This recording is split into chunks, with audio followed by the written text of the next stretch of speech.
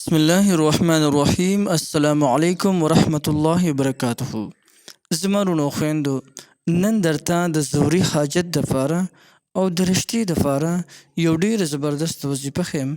او کله چې تاسو دا وظیفه شروع کړئ، د یا معطي وظیفه شروع وکړئ، 11 ورځو کې به الله جل جلاله ستاسو هر قسم حاجتونه وي، هر قسم بندش وي، هر قسم رکاوټونه وي، دا به الله جل جلاله ختم کړي.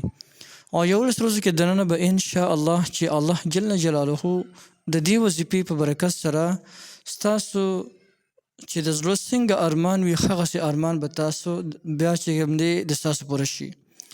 او دا داسې پاورفل او زبردست وظیفه ده چې کله تاسو دا وظیفه راونیسئ او پابندۍ سره دا وظیفه کوئ، نو که یو انسان د دې خبرې خواهشمند دی چې ماته یو ښکلی ځای کې ښکلې او نیکه رشته میلاو شي، نو دا ښکلې رشتې دا حصول دپاره بلکل تاسو دا چې کوم دی وظیفه کولی شئ.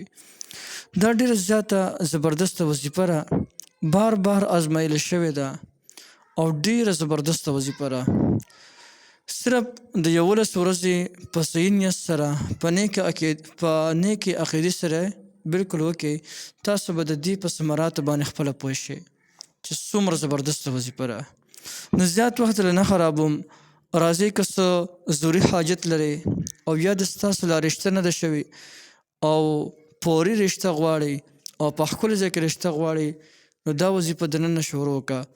د دې وظیفې کولو طریقه دا ده چې دا به 11 ورځې مسلسل کې، خو په دې طریقې سره به کې چې د زیارت د ورځې نه به شروع وکړي او د اتوار په ورځ باندې به دا وظیفه ختمه کړي.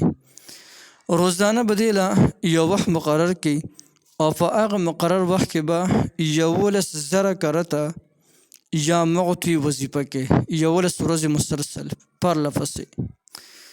که د ماسخوتن لمانځه نه پس د سره وخت دی، د ماسخوتن لمانځه نه پس یې کوه.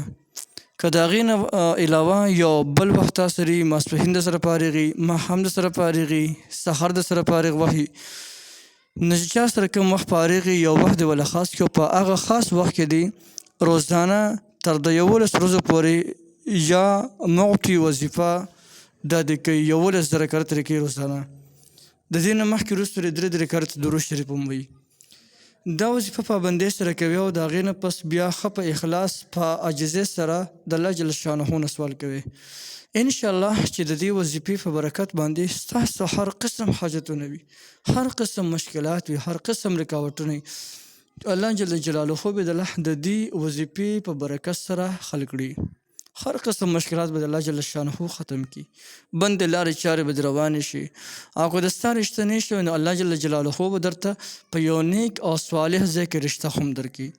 نو یو ډېره زبردسته وظیفه مې درته وښوله، د الله جل جلاله یو ډېر مبارک نوم دی، نو بلکل یې تاسو کولی شئ. تاسو ټولو ته د دې مکمل اجازت دی، هر څوک هر سړی د دې نه مکمل فایده اخیستلی شي.